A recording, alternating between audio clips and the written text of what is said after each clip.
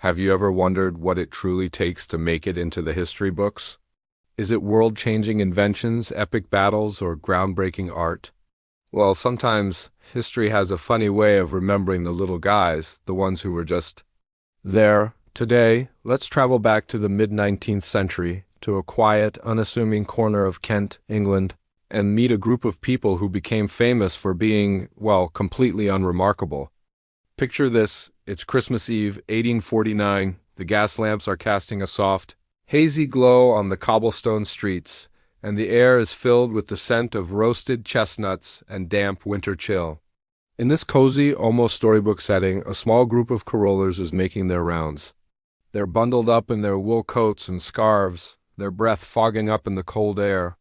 They gather under a window, clear their throats, and begin to sing. Now, you might be imagining a scene straight out of a Dickens novel, with angelic voices rising in perfect, soul-stirring harmony, but that's not quite our story.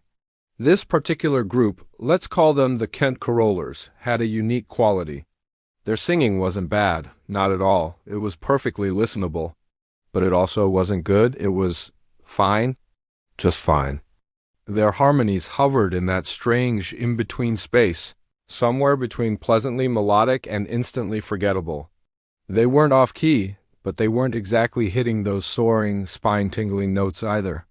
It was the kind of singing that might make you smile politely from behind your curtain, but you probably wouldn't rush to open your door and shower them with coins and praise. Their song selection was just as predictable.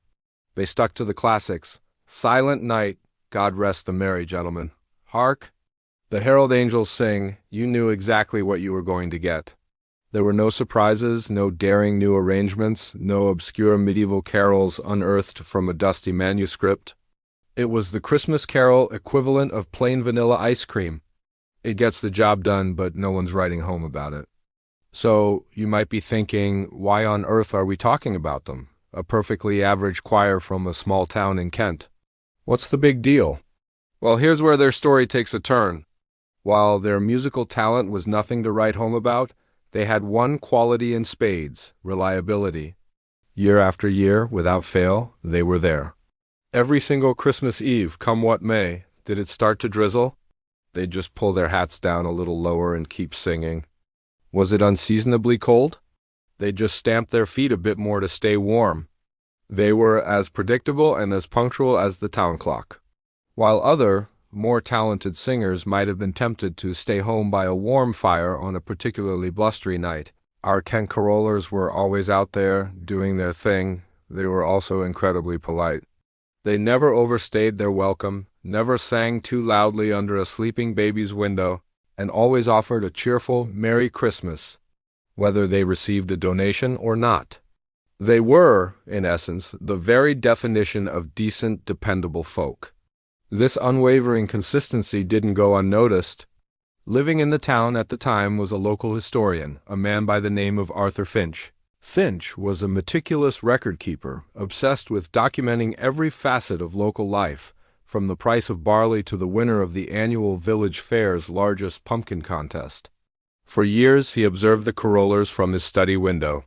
He noted their punctuality, their unchanging repertoire, and their utter lack of musical progression.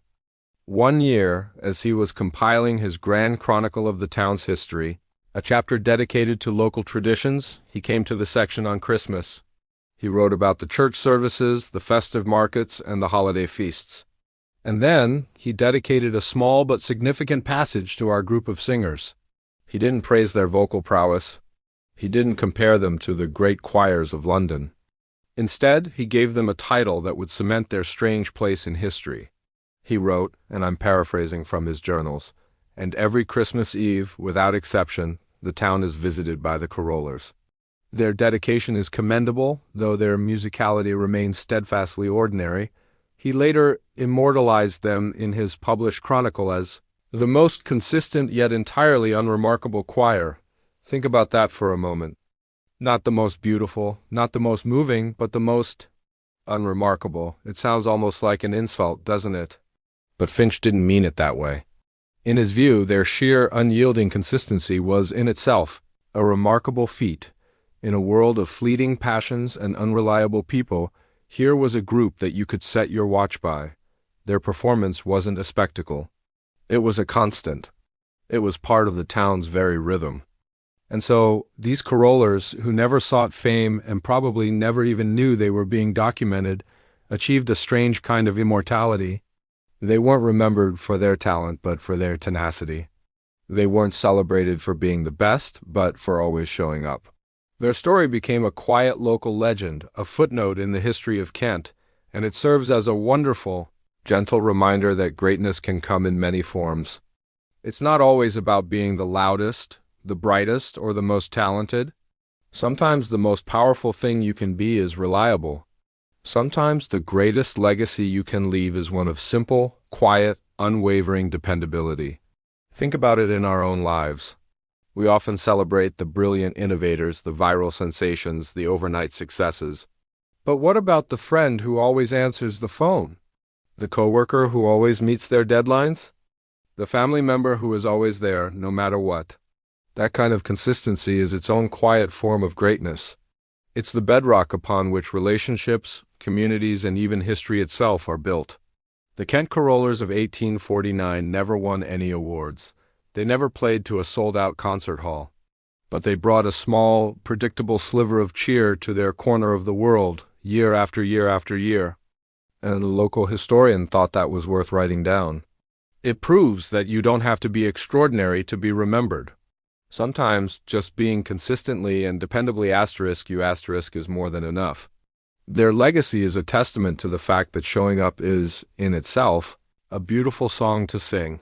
So next time you feel like you're not making a big enough splash, remember the most consistent yet entirely unremarkable choir. Their story reminds us that quiet dedication and reliability are virtues worth celebrating, and that sometimes the most profound impact is made not with a bang, but with the gentle, predictable hum of consistency.